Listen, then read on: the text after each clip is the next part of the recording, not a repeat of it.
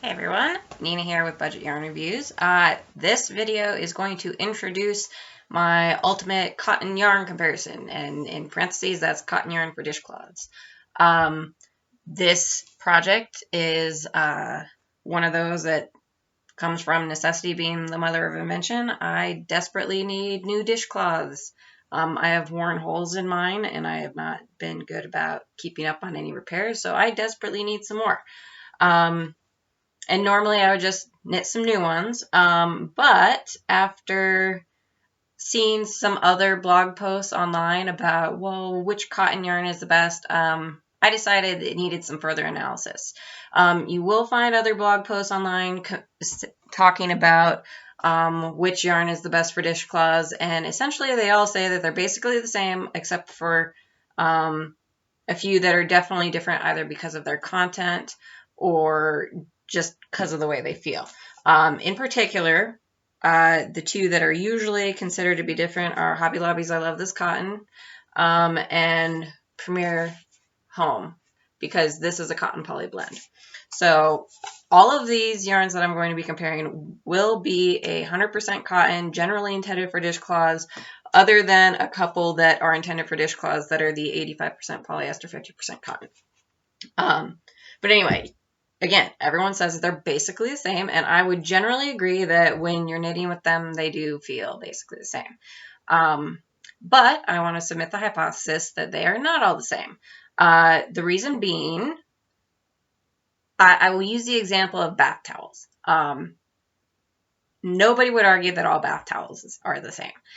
They're clearly cheap bath towels, they're expensive bath towels, they're bath towels created from regular cotton, Egyptian cotton, Turkish cotton, Pima cotton, or subpima cotton. They have different constructions. There are regular old towels, there are textured towels, there are towels that have zero twist or low twist fibers. Like, there's lots of differences when it comes to towels, and everyone will acknowledge that and talk about, oh, what's the best towel and things like that. So why should all dishcloth yarns be the same? Sure, a lot of them are your basic 4-ply cotton yarn, but not all of them are. Some plies are looser, some have more texture, or some are just thinner, some are thicker, some are looser plies, some are not. But more importantly, the fibers don't all come from the same place. If you do any research on cotton fibers around the world, again, going back to Egyptian, Turkish, American cotton, depending on where the cotton's grown, it has different properties. Sometimes it's softer, sometimes it's more absorbent. Even here within the US, the most durable cotton is grown down south in the Southwest, like Arizona and New Mexico, versus, there's a whole different type of cotton grown over in the South.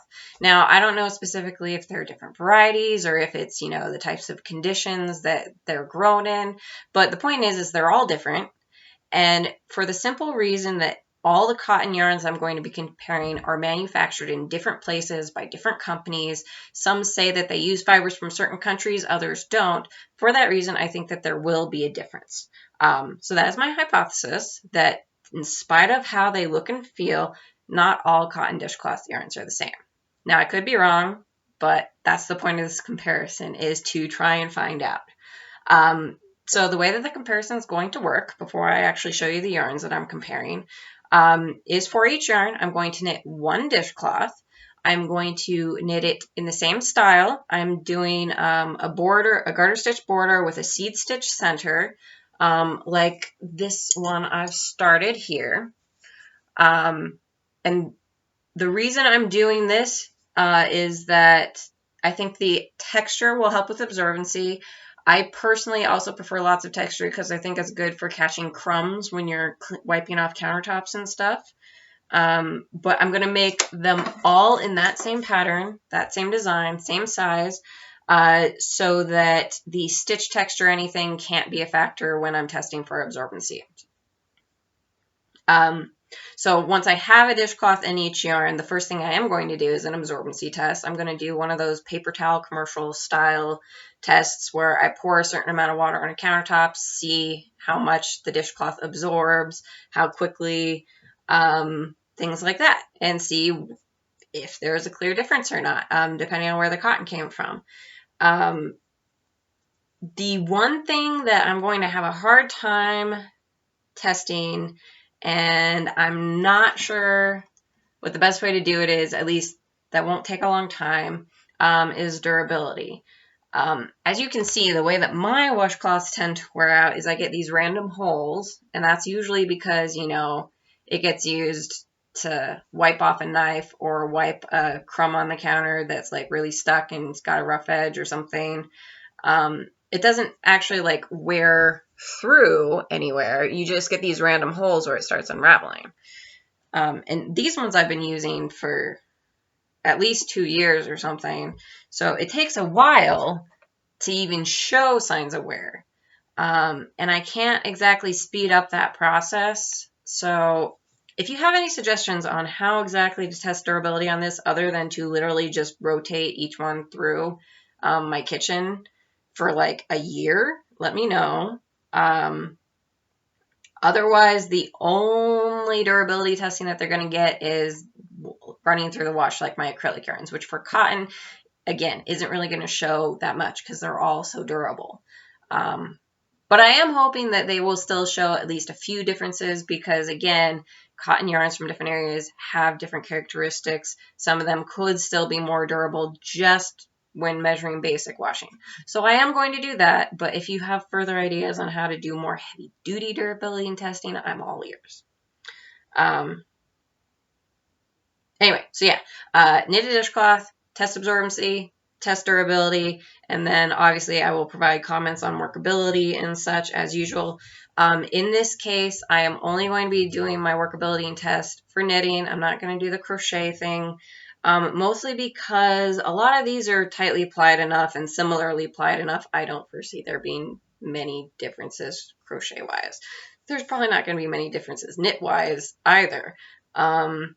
Because again, that is the one metric that people do talk about when they're talking about these yarns. They say they're mostly the same, but they're mostly talking about it in the context of how they look and feel and work up, which is, again, the workability metric. So I'm kind of leaving that one aside. I mean, I will do comments on it, but I'm not going to exhaust it the way I did last time. So with that said, I think I can start showing you these yarns. So I'll go ahead and show the one that I started knitting with already. One of the first yarns is going to be Crafter's Secret Cotton. It's easy to find at Hobby Lobby. It's pretty popular. It's 100% cotton, and it is made in Turkey. So my premise here on a lot of these, since most yarns are made in Turkey, is that you're not going to have cotton from the United States shipped to Turkey to make your yarn, especially not at this price point. For this price point, which is like less than, it's $2.29 a skein, you're going to try and make this yarn as economically as possible, which probably means using local grown fibers. So presumably this is Turkish cotton or cotton grown somewhere near that region. Who knows what variety it is, whether or not they saved the good long staple cotton versus using the short staple cotton for it. But the point is because it's made in Turkey and not, say, the United States, it's most likely going to have non-United States cotton unless it says on the label. So it will, in theory, be different. So anyway, that one's made in Turkey. A lot of these are made in Turkey, so that's going to be really interesting to see if even the ones made in Turkey are the same. Another one made in Turkey is Lion Brand Reup. This is a recycled cotton yarn, which I thought was really interesting. I've seen this for a while, and I actually haven't seen it since I moved to Colorado. So I don't know if it was a regional thing that's why I saw it in Seattle all the time, or if it's being discontinued or what. But that's our second one, also made in Turkey. Okay, another one made in Turkey. This is new at Joann. If you look at Joann's website for the new arrivals in yarn, this cotton yarn is one of them. This is one of two that is a cotton poly blend. It's 85% cotton, 50% polyester. It feels softer than the previous two, and that would be the polyester.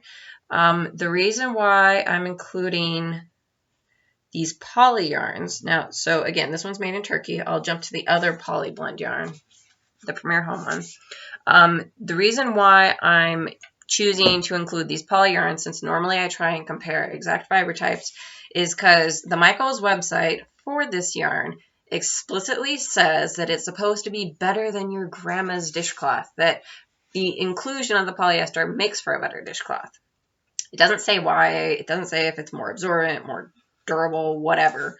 Or I think it did mention something about durability. I have the quote from the website in my blog post, and I don't have it in front of me. But because they tried to claim that it was better for dishcloths, I had to include the 2 poly ones.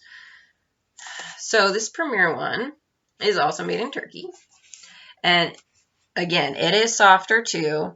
The one thing that's interesting about this one is that the ply seems a lot tighter than some of the other ones. Like, you can look and see that this is a pretty loose ply. You can see those plies really easy on camera. This one, you can't see the plies on camera as well. Like, it's a lot tighter. So that's something that I'm wondering if it'll be different even between those 2 poly yarns. Okay, I think there's one more Turkey one here. I won't bother searching for it. I'll just keep moving on. Oh, well, I know this is made in Turkey, so I don't have the label for this, but this is Lion Brand 24/7 cotton. This is a mercerized cotton yarn, and you can see the ply looks very different. I see people use these for dishcloths, and based off of another blog post I've written that I've never posted, based off of a hand towel I made out of this, I can tell you that mercerized cotton is supposed to be less absorbent than regular cotton. It's supposed to make it more durable, increases the tensile strength significantly, but it decreases absorbency. And normally that makes it good for like certain garments, you know, if you don't want something to get wet and heavy on you. Not that anyone ever plans garments based off of whether or not they think they're going to get wet, but well, maybe if you're making a bikini pattern. The crochet bikini thing that was like totally 70s, I don't know what to think about that because I see that trend coming back. Anyway, tangent aside, so it's good for like bags and things because of the durability, but it shouldn't really be used for dishcloths, as I understand it, based on the process of mercerization. So all these people do use it and they don't seem to notice or care. So I want to actually do a direct side-by-side comparison of whether or not the mercerized really makes a significant difference, and you absolutely should not be using it for dishcloths. But yes, this one's made in Turkey too. Okay, next I have Bernat Handicrafter cotton, this massive skein in this colorway that I'm not sure if I'm going to like. So this one is made in Canada from 100% cotton. It doesn't say where the cotton is sourced from, but it's got that cotton logo on it, which typically is used when you're talking about United States cotton. So I'm going to make the assumption, if anyone knows for sure where this cotton is sourced from, let me know. But I'm making the assumption that this is United States cotton. And this has probably one of the looser, bigger plies of all these ones that I've looked at. So I'm curious to see how that factors in. Okay, one that is definitely made out of United States cotton, Lily Sugar and Cream. It's made in Canada from U.S. cotton. It's got the same little cotton logo like on the other one, which is why I think that's U.S. cotton. But this is the one that I've used for most of my life. This is the one my mom used, my grandma used.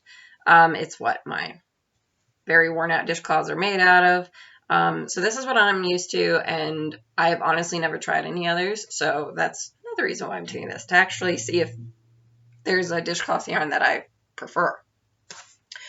Okay, another definitely made with U.S. cotton, the Hobby Lobby I Love This yarn. It says right on the label, made with U.S. fibers, but it is not made in the U.S., it is made in Turkey. So this is one that they actually did go to the effort of shipping United States fibers overseas to make it in Turkey. But notice the price point on this is a lot higher. It's $3.79 a skein, which is more than a lot of these. If you're talking price per yard, I haven't done the complete breakdown yet, but I mean, it is a larger skein, but it's not that much larger. Anyway, point being is that I know where it comes from because people write it on there. People usually write it on there because it's usually not. So again, I'm assuming that we're comparing cotton from all over the world for this process. Is this one also U.S. cotton? It doesn't say, and I'm going to save this one for last because it's different. Okay, so this one is Knit Picks Dishie, and this one's going to be an odd one out because this one's made in India. It's the only yarn of all these that is made in India, and presumably the cotton is also sourced from India. In case you didn't know, India is actually one of the largest producers of cotton in the U.S. or in the world other than the United States. Even Turkey and Egypt, they don't produce anywhere near the amount of just basic regular cotton. So that said, I'm very interested to see how it absorbs comparably, because when people talk about the most absorbent cottons, nobody says, you know, your regular old cotton is the most absorbent. They usually talk about like long staple Turkish cotton. So this is super soft compared to a lot of these other ones. The ply is really nice. It seems like a really high quality cotton yarn, but I want to know if it's more or less absorbent than the others. Okay, last one. This is number 10, and I'm including this one that's very different. It is made in Turkey from who knows what cotton where, but it is 100% cotton, Red Heart Scrubby cotton.